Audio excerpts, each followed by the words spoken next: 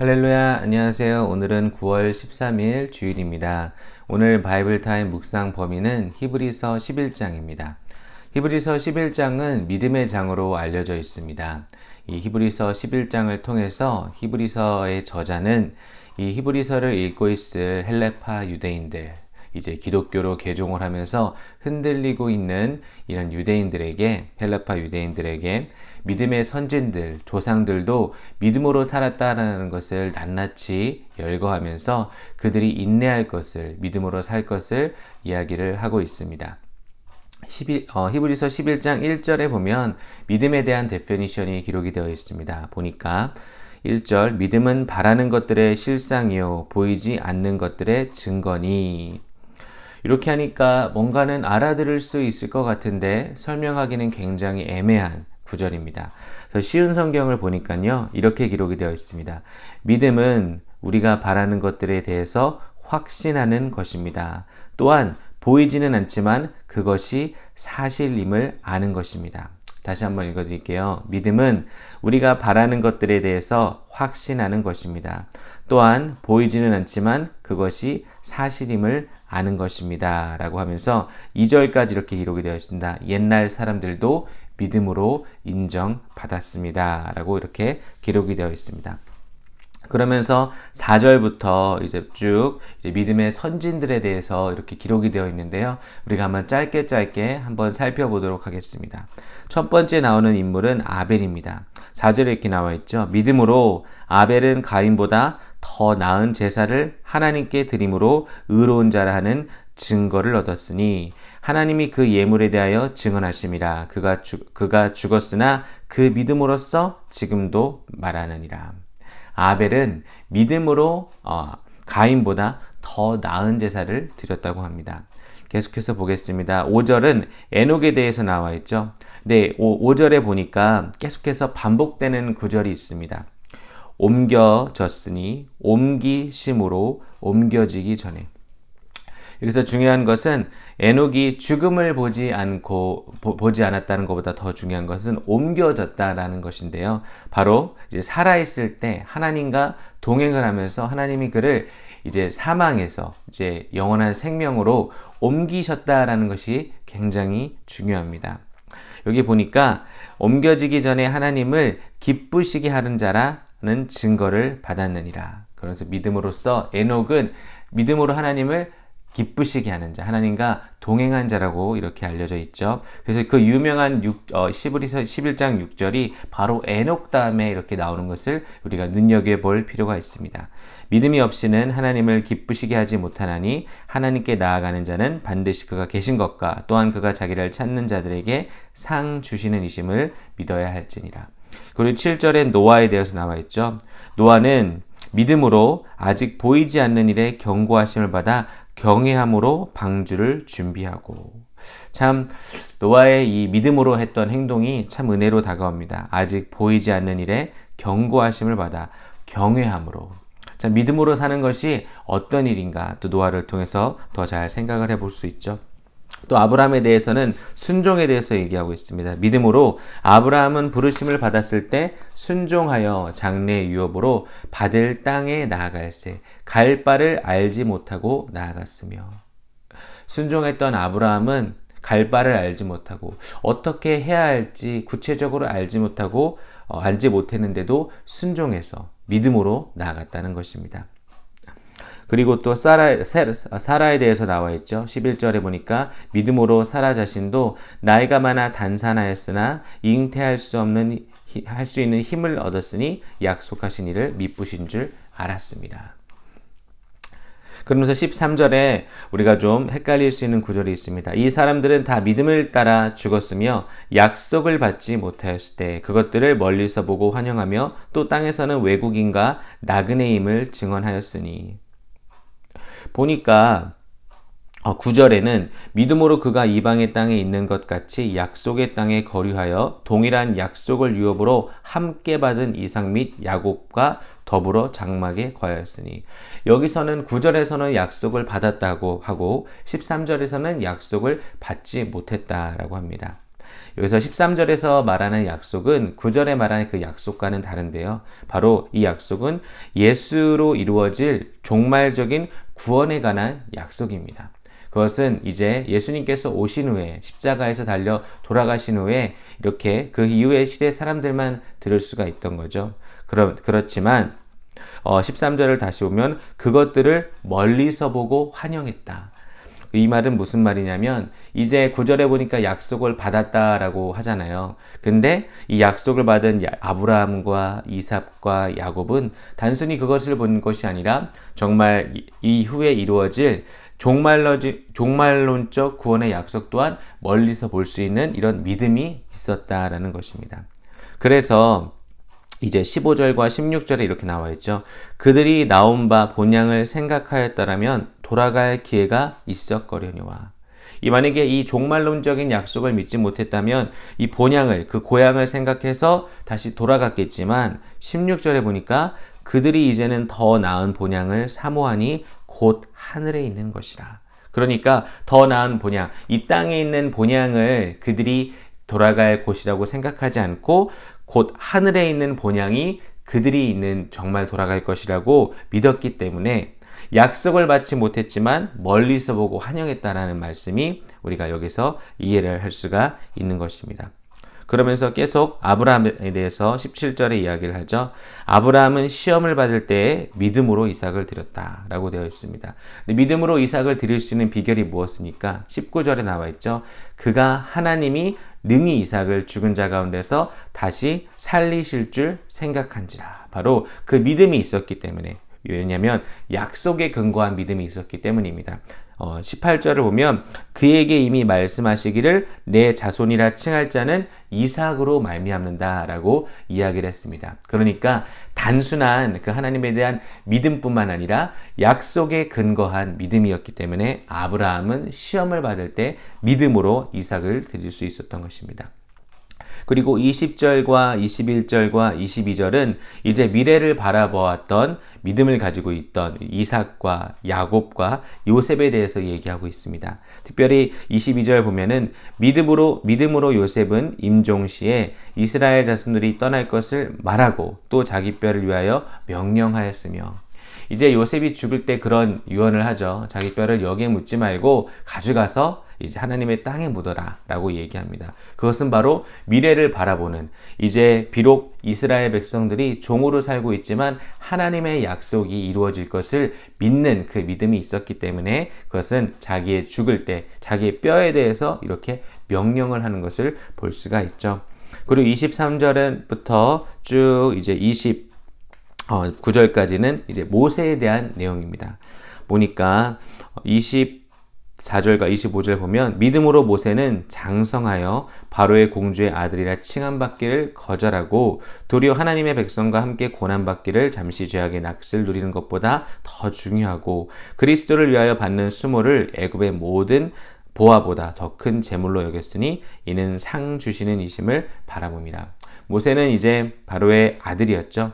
공주의 아들이었는데 이제 거기서 편하게 살았으면 되었지만 모세는 자신이 하나님께서 이 이스라엘 백성들을 위해서 세우신 사람이라는 것을 알았죠. 비록 실수는 했지만 결국은 나중에 하나님께 다시 부름을 받아서 바로의 그 공주의 아들로 살기보다는 정말 그 이스라엘 백성들을 그 고난 가운데서 인도하는 리더로 쓰임받은 것을 우리가 볼 수가 있습니다.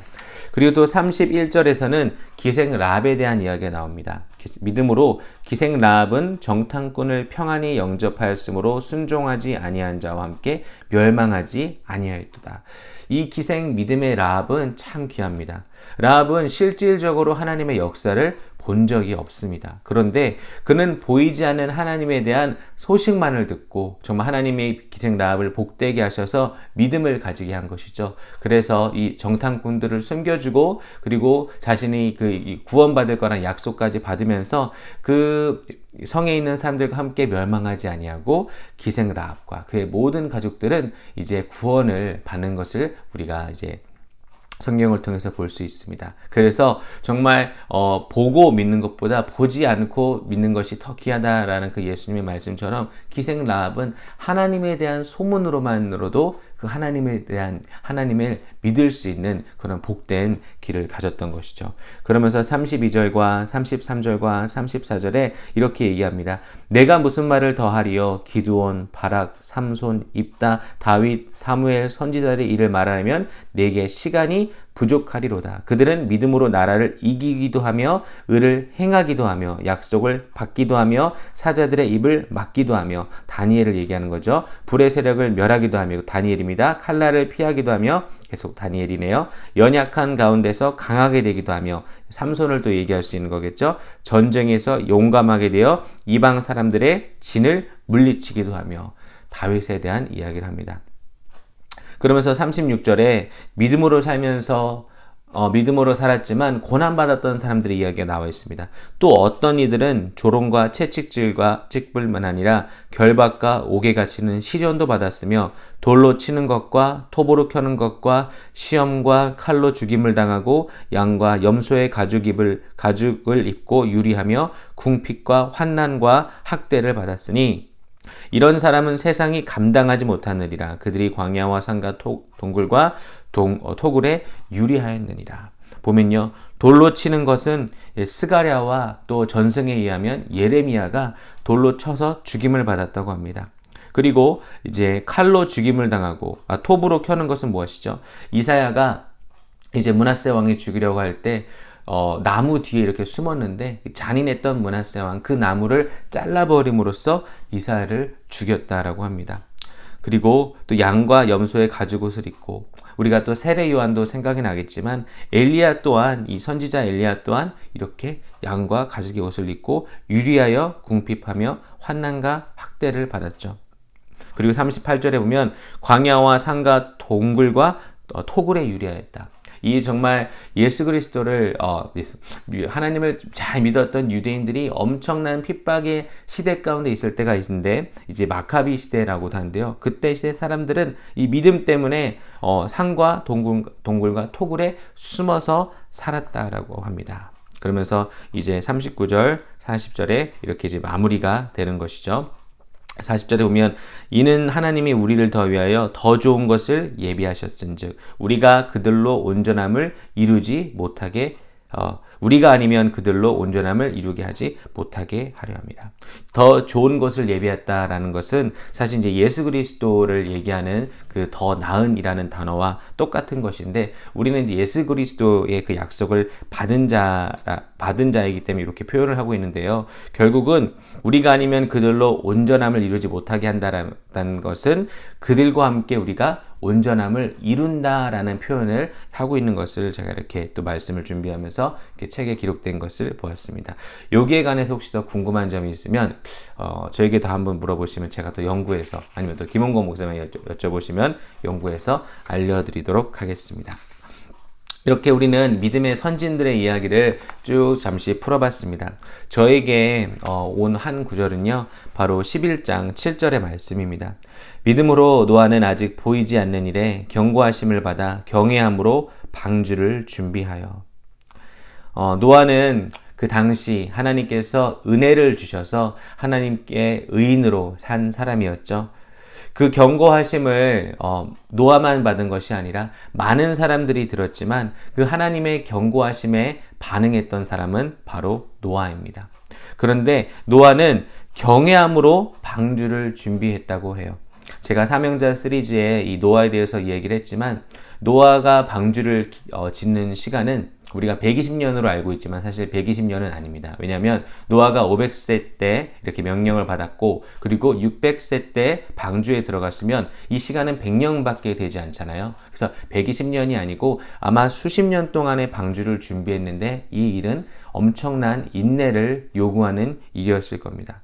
그러니까 노아는 아직 보이지 않는 일에 모든 사람이 경고를 받았지만 노아만 그것을 믿음으로 반응해서 경외함으로 인내함을 가지고 방주를 준비했던 것이죠.